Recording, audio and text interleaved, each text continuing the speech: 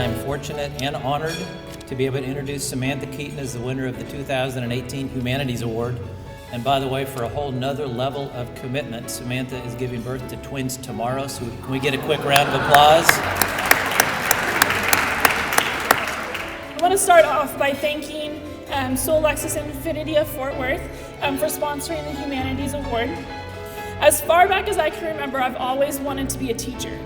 Now, there was a moment in 5th grade that I wanted to be a marine biologist simply because I could spell it. But once I realized that a marine biologist did more than play with dolphins and that they needed to take a lot of science classes, I jumped back on the train to being a teacher.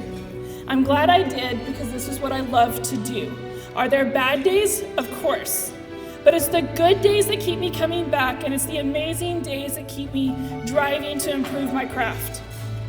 I am a proud nerd, actually a history nerd. In my classroom, being a nerd is not a bad thing. Being a nerd means that you are passionate about something. I would dare say that everyone in this room is a nerd in their own passionate way.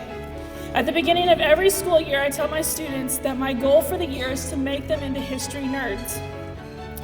They do look at me oddly, but if I do my job right throughout the year, I will bring them to my side.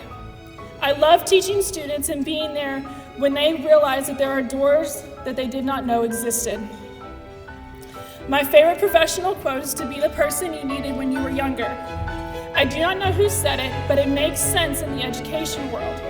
We can all think back to our time in school and think of something that we missed out on or wish we could do again.